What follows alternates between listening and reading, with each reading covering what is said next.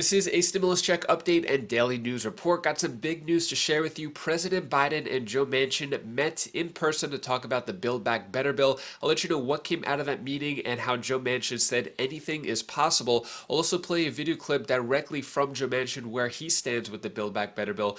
Checks are going out tomorrow for the child tax credit. I'll give you the latest stimulus check articles like this.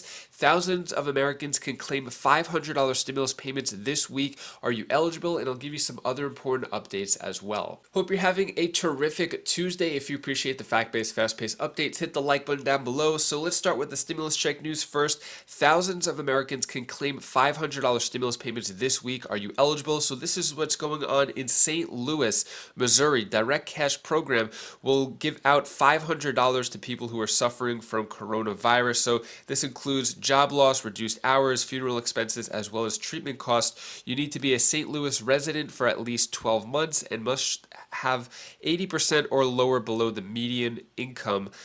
So these are the income right here, and you could claim $500 if you live in St. Louis through that program.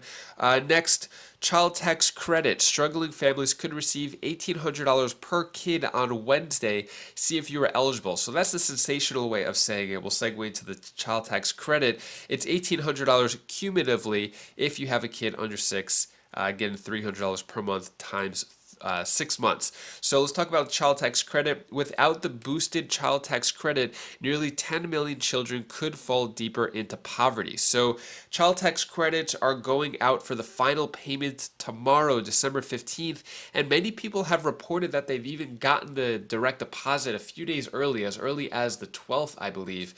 So let me know down in the comments below, have you received the child tax credit yet of either $300 or $250 per kid? This may be the last child tax credit depending on what happens moving forward. So you'll get the other half of your child tax credit in 2022 when you file your taxes. So either $1,800 or $1,500 per kid depending on their age. So Joe Manchin seeks child tax credit we can afford. Meaning that if it was up to Joe Manchin, child tax credit would probably be cut. He's looking to have restrictions for child tax credits where there's a minimum amount of work that a parent has to do, like with a W-2, and then there's a cap, I think he said, of around $80,000, where if someone earns more than $80,000, then they don't get the child tax credit for that. Speaking of Joe Manchin, what happened with the big meeting? So Manchin signaled major changes needed to win his support on Biden's safety net plan. Here is a video clip from Joe Manchin talking about where he stands on the Build Back Better bill. Then I'll let you know what came out of that meeting with President Biden. Senator, over here. So, Okay there? yeah. So since we last saw you, that inflation report came out saying the U.S. hit the 39-year high in inflation. Does that tell you that Congress should wait until next year to do the Build Back Better bill, if at all? Well, whatever we're considering doing, or whatever Congress is considering doing, they should do it within the limits of what we can afford. And that means having a tax plan that's fair and equitable and keeps us competitive, but also makes everyone pay, especially the wealthy, pay their fair share too. See what that spins off, and if that's in that 1.7 range, then we should be spending whatever in that range as far as I'm concerned. If it's whatever plan it would be, pre-K, child care, end of in-home care, then it should be 10 years. It shouldn't just be 1 year here, 3 years here, 5 years there, and that would be. I think it would be very transparent for the public to see exactly what they'd be getting for what we're spending for 10 years. So you won't support it if these programs are temporary? No, we're going to talk. We're still talking. I'm just, I'm listening to everybody, but, I'm just telling you, ask me about inflation is real. It's not transitory. It's alarming. It's going up, not down. And I think that should be something we're concerned about. Geopolitical fallout, we've talked about that. I'm concerned with close to 100,000 troops on the Russian-Ukraine border, and also with the continuous flyovers from China taunting Taiwan. These are all concerns of ours that we're very much concerned about. So we're very, very careful what we do. And I've always said the unknown right now is very, very great, and I want to make sure we can handle and take care of anything that does come at us. So do you think that some of these unknowns is this legislation becoming more imminent for you, or what are your conversations around a possible deadline or the urgency to get this done? Schumer says December 31st, maybe December, that he'd like to see this, or will it be when you all come back? I know people have been in a hurry for a long time to do something, but I think basically we're seeing things unfold that allows us to prepare better. And that's what we should do, take advantage of what we're doing in a very litigious way, and making sure what we do and how we do it, for what period of time we do it, is something that we can manage. My grandfather used to say, unmanaged debt will make a coward out of the decisions you make. And we're now at 29 trillion, and we'll be pushing on to 30 trillion. And I'm sure that Mr. Powell, with the Feds, they're going to make some decisions pretty soon here. And I'm understanding that he is considering things that we've talked about. Quantitative easing should be reduced or eliminated as quickly as possible, and the interest rate is going to affect all of us if he has to increase interest to try to control. Senator, what is your message going to be to President Biden today when you guys talk? No, I don't have messages. I basically go and have conversations whenever the president calls me or wants to visit. We visit and talk genuinely as person to person, as two people that have had the experience of being in the Senate, him much longer than me, understanding this process, and being extremely respectful and very friendly. He's been a friend. Senator Graham said on Friday that in conversations with you, you were stunned, that was his quote, by this modified CBO report that came out. Is that an accurate? Well, I've seen the Penn-Wharton report. The Penn-Wharton report, we've been working with a lot of different people getting cross-sections of what really was a true figure. And we've seen figures pretty high on that. And then when the CBO came back and confirmed that, yeah, CBO's figure was even a little bit higher. I think it's very sobering.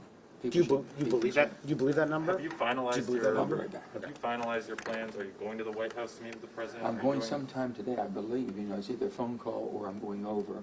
I've heard both, so I'll find out when I'm going. It'll be later this afternoon or early this evening. And are you going to tell them whether you want to do this bill now? We're going to talk about exactly what happened on Friday with the CBO score and inflation reports and things of that sort. And I'd like to hear theirs first, the president's first, where he's at and what his concerns may be. Would you believe that CBO number? I mean, the White House says that, look, this is not offset the spending, but the Republicans say this is the true cost. Do you believe it's the true cost, $3 trillion? That CBO is not a Republican or Democrat report. The CBO is a Congressional Budget Office, and they're nonpartisan, and they're going to give it to us the facts the way we like it or not. And I've been very concerned because I've been seeing all the people. The Penn-Wharton is a very, very prestigious institution, and I think a lot of people respect their ability for accuracy, and they have not been off.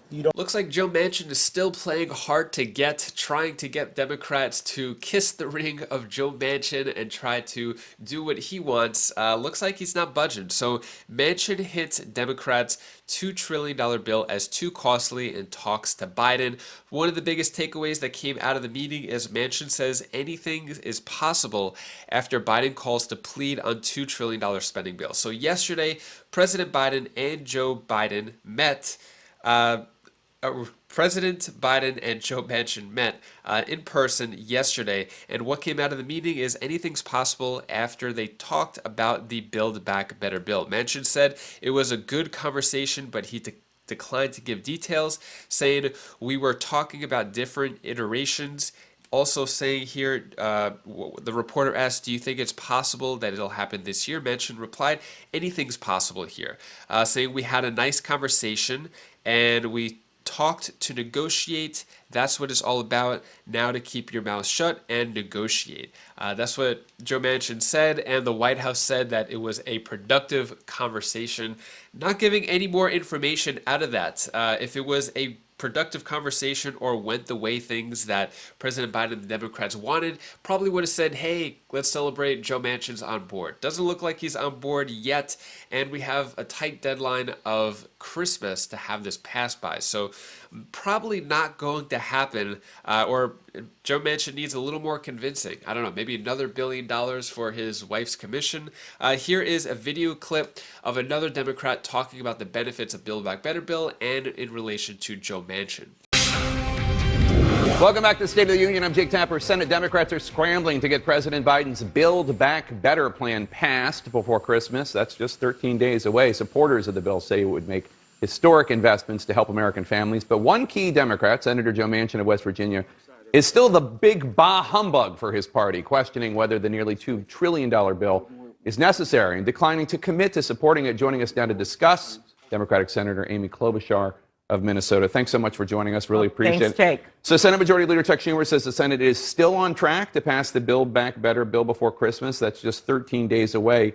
Yes or no? Is this going to pass by Christmas? We have to get this done, Jake. And Senator Manchin is still at the negotiating table. There is no doubt about that. And the reason we have to get it done is we're paying the highest prices for drugs, for prescription drugs, of any country in the world. Yet our taxpayers have funded all this research. This Build Back Better bill is the first time we're finally going to take on pharma. We're willing to do it. The Republicans are not. Secondly, we know we have a workforce shortage. It's part of what's going on with the supply chain and the like. You got to make sure people have child care so they can get back to work, help taking care of their aging parents, and apprenticeships.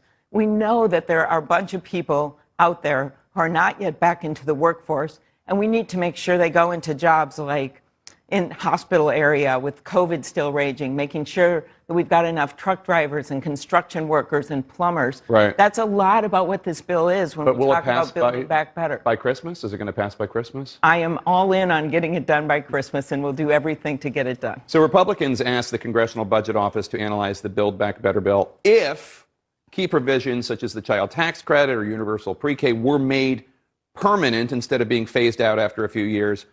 Under that set of circumstances, the CBO found that it would potentially add $3 trillion to the deficit. Now, I understand Democrats are pushing back on that because the bill, as written, does not make those programs permanent. But don't you ultimately want those programs to be permanent? Facts matter here, Jake. And the point is what you just made, is that this bill is paid for. It's paid for by taxing the wealthiest.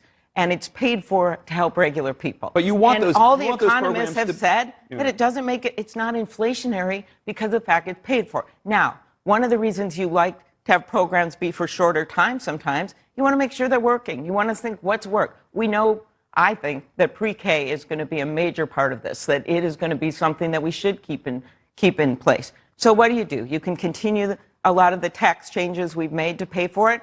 There's other tax changes out there that we haven't even touched. Like, for instance, bringing up the corporate tax rate to where it was before the Trump presidency.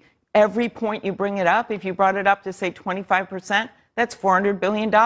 That's still on the table. Why do I bring that up? Is that there are still ways to pay for things going forward. But right now, with this bill, it is paid for and it is not inflationary. To the contrary, it's going to help us with the inflation issue. Right. So the CBO report did seem designed to get Joe Manchin to not support the bill, right? I mean, that's kind of... Clearly, this was why the Republicans asked for this. But Joe Manchin is someone, he gets our country. He gets the plight of so many people in West Virginia and how they've been having to pay more for prescription drug prices. He's been actually a strong proponent of taking on pharma to bring down prescription drug Have you prices. talked to him? Is he on board yet? Because he has not committed to this bill, and you need him. You can't pass it without him. The obvious. Right. And those negotiations are continuing, as they are on voting rights, something else very important. He is behind the bill that I'm leading, the Freedom to Vote Act. Many people have been working on this, from Senator Schumer to Tim Kaine, to Senator Warnock and Padilla and John Tester. It's an incredible effort. Every single Democrat supporting that bill, and we just got to find a way to get it on the floor for a vote. Senator Klobuchar is very confident that the Build Back Better bill will pass and Joe Manchin will get on board, as well as many other Democrats think the same thing. But Republicans are still trying to knock down the Build Back Better bill, pointing out all the flaws in it, including the CBO score. So Build Back Better bill would further depress U.S. labor force participation. So that's another con that the Republicans are pointing out about the Build Back Better bill. Here is the other perspective of the Build Back Better bill from the Republicans saying why it's not a good bill. You know, I'm hopeful that when every senator looks and talks to their citizens of their state like I do, and they talk to families that can't afford gas or can't afford the food or see all sorts of prices go up and empty shelves, they're going to say to themselves, we've got to stop what we're doing, because what the Democrats are doing is not working. Inflation's up. It seems like every manufacturer I talk to are seeing double-digit price increases. It's impacting poor families. So I hope that that every senator says, hey, you know, we can't do this. It hurts our poor families. And then you look at what the CBO put out on Friday. I mean, this is going to increase our debt by $3 trillion. $3 trillion. That's not insignificant. So I hope Joe Manchin and others say to themselves, we've got to put this on hold. We've got to get control of inflation. We've got to quit hurting poor families. That's exactly what this is doing. Well, Senator, Manchin is not going to switch parties. You know, you see that bandied about once in a while, and he says that's not true. So, I mean, he caucuses with the Democrats. He's going to come around in some fashion. I'm wondering what you think that looks like. And you don't look for anyone else. We had Senator Mark Warner on last week, and I asked him about the actual costs and programs, and he was fully willing to say, I'm looking at the CBO, and I will accept what, you know, that gives him cover. I'll look at what the CBO says, even though it's GIGO. You give him, you know, these numbers are just going to, you know, the other side's just going to be the numbers you gave them when they come out. But that didn't matter to him, one iota. So, you know, there's only one or two people standing on that side that are throwing a wrench in the works. Tester's not going to. Warner's not going to. And Manchin, he better have some broad shoulders. He's not going to be able to withstand this pressure. Well, I sure hope so. I mean, I hope he can, because it's not good for families. And by the way, given you know what, $600 billion of tax cuts to rich people in California and New York and other states like that, and cutting Medicaid for poor families in Florida, that's exactly what that bill is doing. It's cutting Medicaid for charity hospitals in a bunch of states and giving tax cuts to the rich. I mean, you can't be doing this stuff. This is not the way this ought to work. But my biggest concern is this unbelievable inflation and this unbelievable debt. There's a day of reckoning in all of this debt. So you think that like Kevin Warsh, I don't know if you saw that piece, but you don't think it's transitory supply chain issues that resulting from some of the ports, some of the supply chain issues over where in Southeast Asia and elsewhere, the ports in Los Angeles. That's adding to all of it. That has nothing to do with Congress or the Fed. Paying people not to work. That's what our government has done. You know, to create programs that have no accountability. That you don't. I mean, we're telling people you don't have to work or look for work, and we're gonna. You know, you can be dependent on your fellow citizens. That doesn't work. And by the way, if this was solvable, why didn't the Secretary of Transportation get on a plane, go out to Port of Long Beach and solve it? I don't get what this administration is doing. They don't worry about the border. They don't worry about inflation. They don't worry about the supply chain. It's just like, what are you working on? Tell me something you're trying to get done. Nothing's happening right now with this administration. Speaking of the administration, what do you think about the Biden administration so far? Are you a fan of it? Not a fan of it? Good job? Bad job? Let me know your thoughts on that down in the comments below. And that is all the stimulus news I have for you today to hopefully cheer you up a bit. Here's my daughter Bella's tip of the day. Oh, hi guys, I didn't see you there. Hi guys, this is Bella. This is the tip of the day. What you should always do, think of something positive in your mind and stay creative. Because if you don't do those two things, you'll not be like more creative and stuff. Because you need to exercise your mind to be creative and stuff. Like, I found this. Now I'm doing it. You need to find something creative in your mind that you can do. You need to find something creative in your mind that you can do. Thank you so much for watching. Appreciate all of your support. So if you want to check out my latest channel, Wise Vibes, I just did another video on that, on how to find your passion, find your purpose, turn it into success. So highly recommend that if you want to be elevated, in a better mood, and feel much better, get a break from all this crazy news. Click the link up here, and I'll see you in the next video if you want to get in a better mood. So anyways, thank you so much for watching. Take care, be safe. Thank you for watching.